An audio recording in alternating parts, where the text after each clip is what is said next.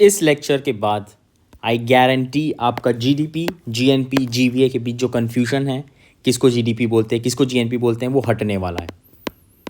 Free economy series की second lecture है।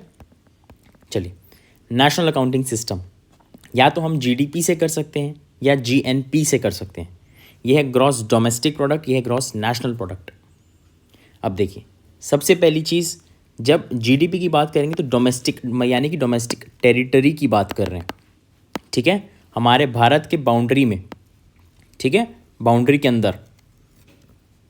और नेशनल में हम किसको देखते हैं? रेसिडेंट्स को, नेशनल्स को डिस्कस करते हैं। GDP, factors of production should be involved, remittances are not added with in economic territory, it is not an income concept.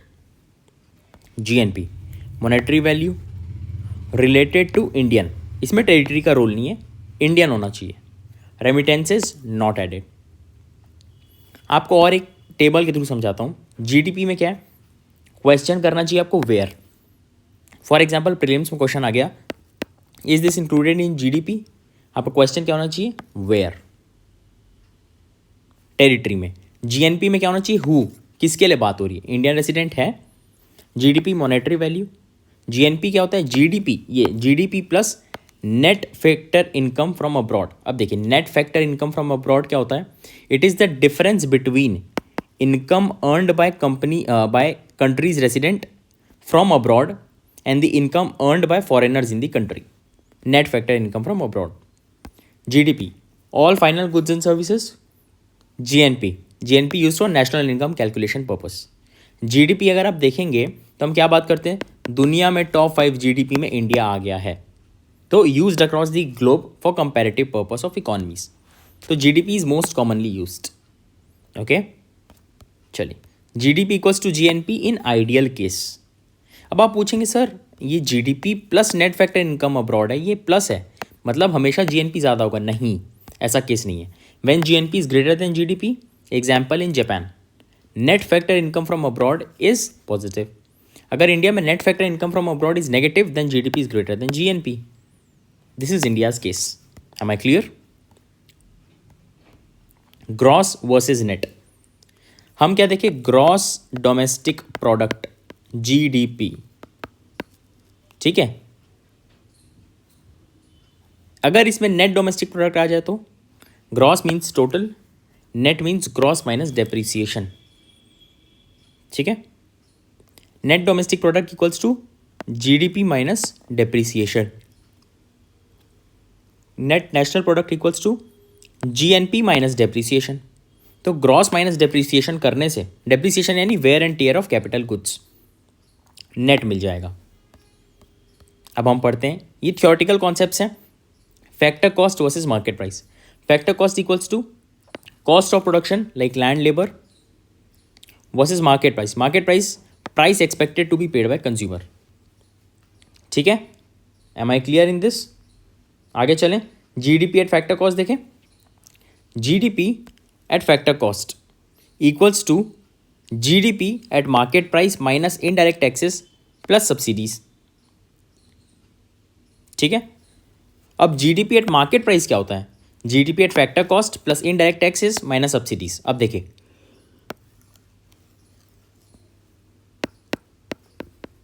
ये चीज डायरेक्ट एग्जाम में पूछी जा सकती है। इन 2015 government of India change GDP calculation methodology.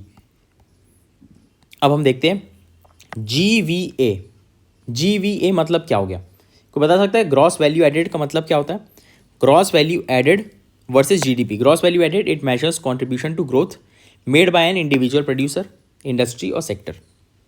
GDP is GVA, किसी भी एक सेक्टर का, अभी हमने क्या देखा? बाय इंडिविजुअल प्रोड्यूसर और सेक्टर, ठीक है, उसका plus indirect taxes minus subsidies. तो हम ये देख सकते हैं plus indirect taxes minus subsidies, ये कॉमन है।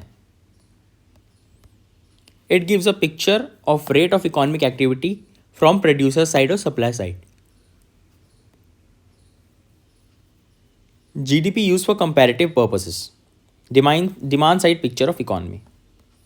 Helps policy makers. ठीक है, GVA के लिए। चलिए, nominal GDP versus real GDP। GDP calculated according to current year prices, market price को बोलेंगे नॉमिनल जीडीपी। अब रियल जीडीपी क्या होता है? It is calculated according to base year price. Base year price में एक बेस ईयर चीज़ बहुत important है। बेस ईयर आपको पता होगा, अगर आप लोग न्यूज़पेपर पढ़ रहे हैं, अगर आप करंट अफेयर से अपडेटेड हैं, तो आपको पता होगा कि फिलहाल जो हमारा base year that is 2011 2012, but it has been updated 2020 to 2023 हो जाएगा बाय फरवरी 2026, ऐसा प्रपोज्ड है। ठीक है, we are using this, but we are propose to use this 2022-23 का बेस ईयर। अब बेस ईयर से लोग क्या करते हैं, देखते हैं कितनी बढ़त हो रही है, कितनी क्या हो रही है, दे कंपेयर इट, उसको बोलते हैं बेस ईयर। जीडीपी डिफ्लेटर क्या होता है? Nominal GDP divided by real GDP into 100। अब आप बोलेंगे सर इससे होता क्या है? इन्फ्रेंसेस देखते हैं। If it is greater than 100 it's inflation, if it's equals to 100 it's no inflation no deflation, if it's lesser than 100 it's deflation. Indicates inflation in economy. Inflation क्या होता है? इन्फ्लेशन का एक अलग से लेक्चर आने वाला है, but for now inflation is rise in prices. हर साल बोलते हैं ना महंगाई बढ़ रही है, वो इन्फ्लेशन है। Calculated quarterly basis, base year is 2011 2012 which is propose to be change to 2020 to 2023। Note, GDP deflator includes all goods and services except imports. WPI, WPI क्या होता है? WPI includes only selected goods, it's wholesale price index. अब CPI क्या होता है बताइए? Price index पता है, सी से कंज्यूमर प्राइस इंडेक्स, ये होलसेल ये consumer, includes both goods and services. RBI using CPI combined data for monetary policy. ठीक है, उर्जित पटेल कमेटी रिकमेंडेशन। ये आपका मेंस का पॉइंट हो गया है। अब इंटरवल लीजिए, 2 मिनट का ब्रेक लीजिए, पानी वानी पीजिए। आपको नोट्स की PDF मिल जाएगी टेलीग्राम चैनल UPSC कॉन्फिडेंशियल।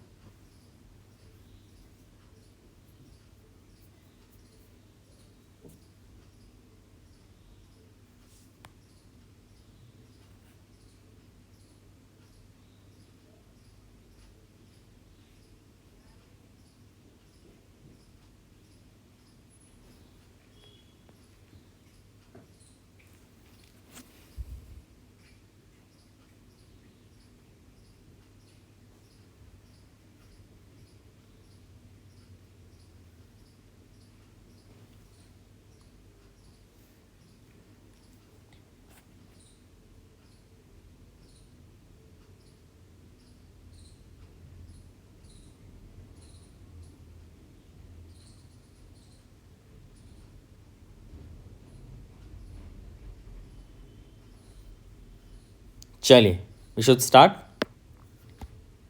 सबसे पहले did you mark your attendance? सबसे पहला कमेंट होगा, वहाँ पे आपको लिखना है present sir. I will read every comment. ठीक है, चलिए अब हम देखते हैं। इंपॉर्टेंट टॉपिक्स लिखे हुए हैं यहाँ पर इकोनॉमिक्स के लिए।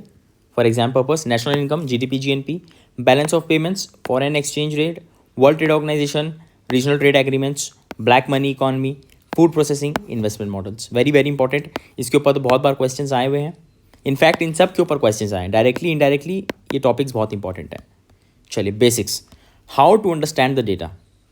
ठीक है, जैसे for example India is a federal country. अब देखिए जब आप पढ़ेंगे ये चीज़ ना, तो आपको क्या दिखना चाहिए? Federal word, division of power between central and state. ये जो छोटी छोटी चीज़ें हैं ना, इससे आपको क्लैरिटी मिलेगी। Central government play important role in calculation of majority of economic data. Central government, अब देखते हैं ministry of statistics and programme implementation, MoSPI. इसके अंडर 2 ब्रांचेस हैं, national sample survey office, central statistical office, NSSO CSO। ये बन के मिलता है NSO, नेशनल स्टैटिस्टिकल ऑफिस। अब आप बोलेंगे सर ये क्या करता है? National statistical office calculates GDP GNP, national income, index of industrial production, consumer price index CPI for rural urban combined. देखिए ये क्या क्या है मैं आपको बताने वाला हूँ। डोंट वरी आएगा, सब चीज़ बताऊंगा। Employment unemployment data, periodic labour force survey, time use survey data. कहाँ से? एनएसओ बना रहा है, under ministry of statistics and programme implementation के अंडर एनएसओ, वो जीडीपी जीएनपी सब चीज़ निकाल के दे रहा है।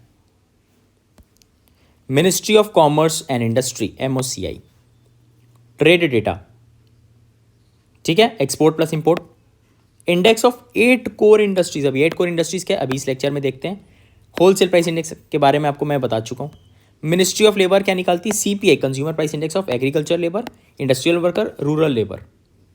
Ministry of finance budget, economic survey, anything related on tax. अब मिनिस्ट्री ऑफ फाइनेंस के under department of economic affairs, this play important role. अब आप बोलेंगे सर इसका काम क्या है? देखिए, जब प्रीलिम्स में क्वेश्चन आता है ना, आपको 4 ऑप्शन दिए रहते हैं, आपको बस टिक मारना है। अगर आपको याद रहेगा department of economic affairs is important, आप देखेंगे कुछ पूछ रहा है, आप इस पे you can take an intelligent guess upon this. Every question matters. Financial year, अब आप सब सुनते होंगे फाइनेंशियल ईयर क्या है, अकाउंटिंग ईयर क्या है। देखिए 1 अप्रैल टू 31 मार्च उसको बोलते हैं financial year. Calendar year January to December जो होता है, सब मनाते हैं न्यू ईयर, वैसे ही है। फाइनेंशियल ईयर एंड होता है 31 मार्च को। अगर आप देखेंगे मार्च एंड में घर में जो भी हमारा अर्निंग मेंबर है, माता जी, पिताजी, भाई, जो भी है, वो मार्च एंड में बहुत ज़्यादा बिजी रहते हैं, बिकॉज उनको अपने चार्टेड अकाउंटेंट से बहुत ज़्यादा टच में रहना पड़ता है, फाइलिंग होती है, टैक्स भरना रहता है। Financial is divided into 4 quarters. In India data is compiled weekly, forex data, monthly GST collection data, inflation data, ठीक है, index of 8 core industries etcetera. Quarterly क्या देखते हैं? GDP, companies profits. अगर आप स्टॉक मार्केट में इन्वेस्ट किए होंगे तो वहाँ पर आप देखेंगे ईमेल में आपके पास आता होगा quarter result this and that, yearly GDP plus everything. अब देखिए what is 2, 3, 4 rule in economy. 2% should be current account deficit, 3% should be physical deficit, 4% should be inflation. According to RBI 4 ± 2% is the ideal case. This is okay, no need to worry. अगर ऐसा है तो कोई दिक्कत नहीं है। 2% of GDP, 3% of GDP, 4% of GDP. Physical deficit, when governments expenditure is greater then government income, it indicates borrowing requirements of the government. Fiscal deficit equals to expenditure minus income. Current account deficit is outflow from India is more than inflow from India. मतलब पैसा ज़्यादा बाहर जा रहा है rather than incoming to India. In 2021, India has current account surplus. Domestic goods and services is demanded by foreigners more. ठीक है, so exports more होगा तो रुपी एप्रिशिएट होगा। ठीक है, रुपी एप्रिशिएट होने का क्या मतलब है? पहले अगर $1 में 80 रुपीज़ था, अभी हो गया $1 में 70 रुपीज़, मतलब रुपी की पावर बढ़ गई। Domestic residents demanding foreign goods and services. Imports outflow from India of rupees, rupee made depreciate. ठीक है, ट्विन डेफिसिट किसको बोलेंगे? अगर ये current account deficit plus physical deficit दोनों होने लग जाए उसको बोलते हैं twin deficits. Inflation, increase in prices of most of the goods, इसके ऊपर डेडिकेटेड लेक्चर आने वाला है। Decrease in value of money, पैसा की वैल्यू कम हो रही है बट गुड्स की वैल्यू बढ़ रही है। Too much of money chasing only few goods. अब देखिए note #1, in economy we express majority of data in percentage of GDP. जैसे 2022 इसमें फाइनेंशियल ईयर क्या होता है मैंने आपको बता दिया है। GDP is 272 lakh crores. Tax to GDP ratio, tax collection upon GDP in 200। Debt to GDP, debt upon GDP कैसे होता है आप न्यूज़पेपर पढ़ेंगे, आपको बोला जाएगा टैक्स परसेंटेज इतना है तो आप ऐसे कैलकुलेट करेंगे। Growth rate, value in current year minus value in previous divided by value in previous year. Growth rate of GDP, GDP in current year minus GDP in previous upon GDP in previous year. Last year GDP equals to 100, this year GDP equals to 106, तो growth rate 6%। ये आपका formulas हैं। Okay, देखिए ये हमारा channel है, इसके अंदर प्लेलिस्ट में आपको सारी प्लेलिस्ट फ्री में मिल जाएंगी। Polity, science and tech, geography, mapping, सब का लिंक डिस्क्रिप्शन में दिया हुआ है। All the best.